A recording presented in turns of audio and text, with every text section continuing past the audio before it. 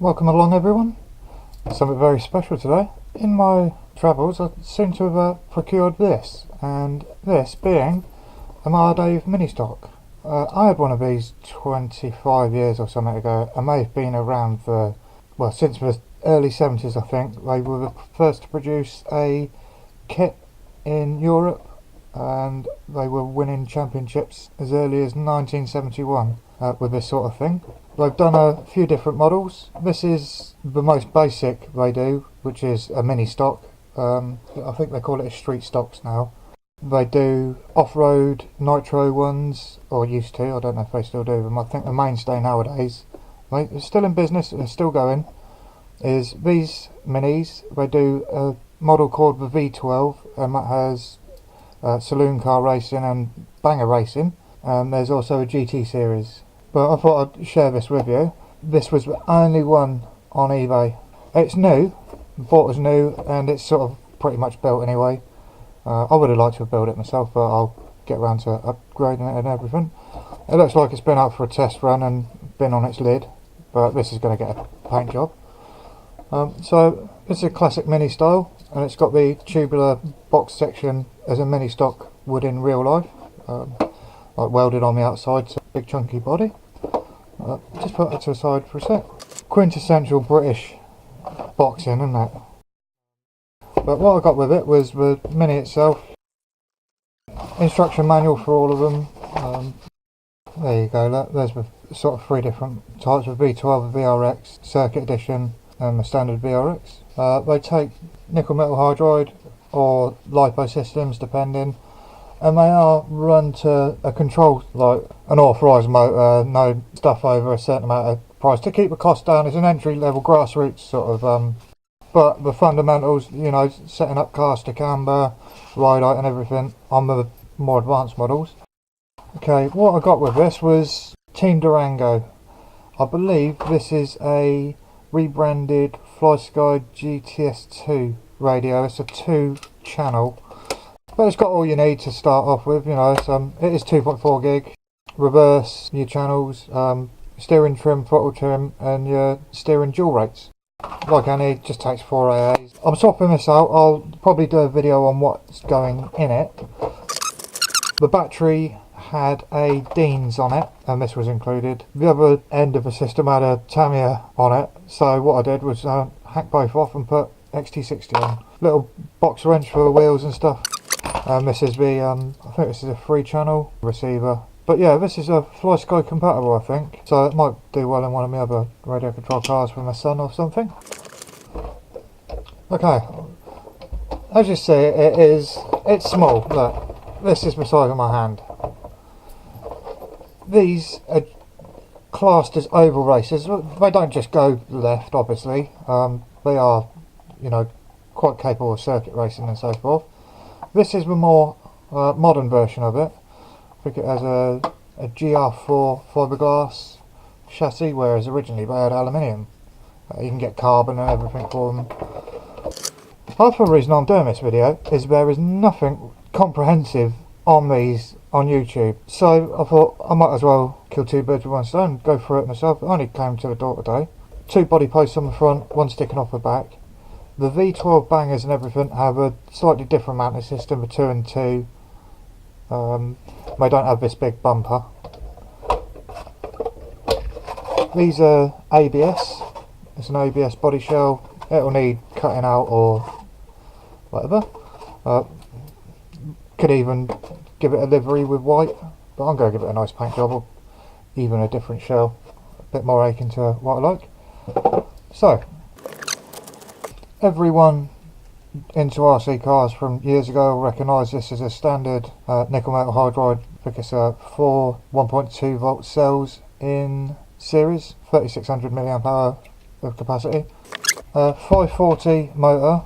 Down the back it's got a laser etching on the back showing it's a specific class motor authorised by the British Racing Association or whatever it is.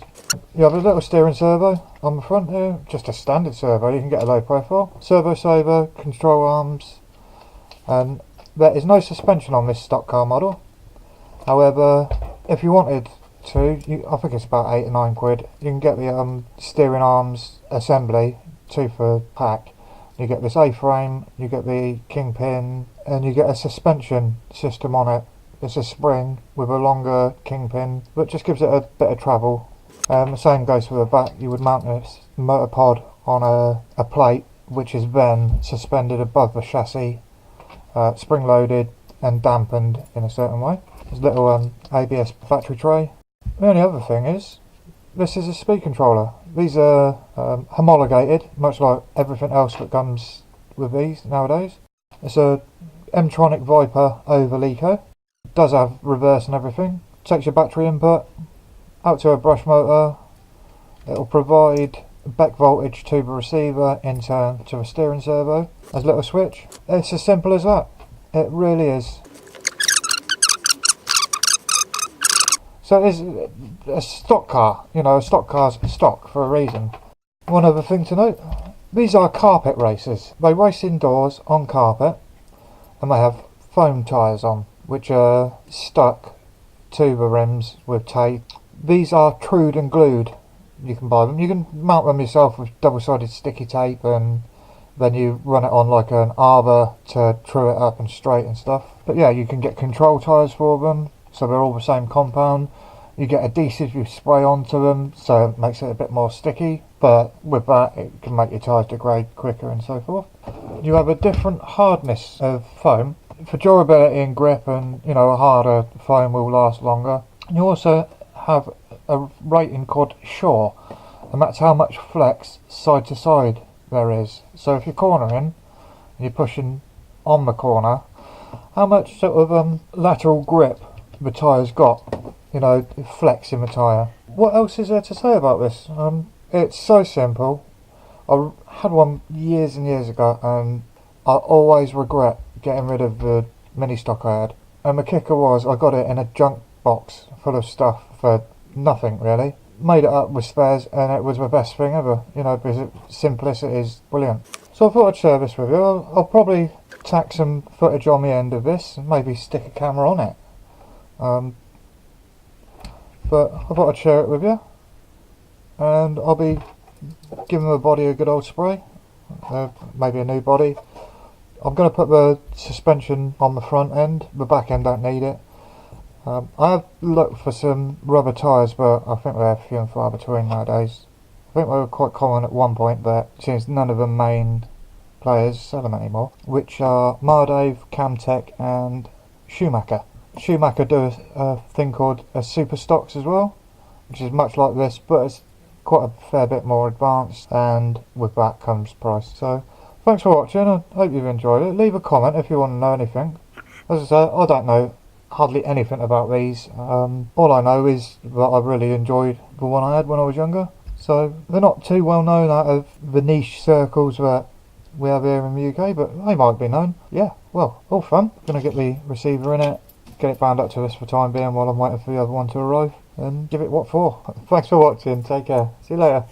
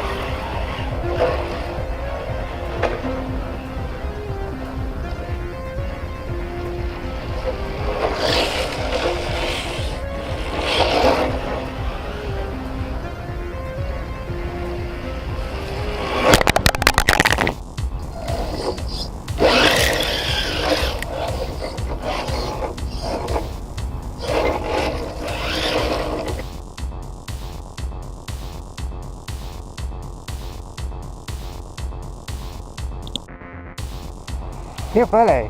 Hey!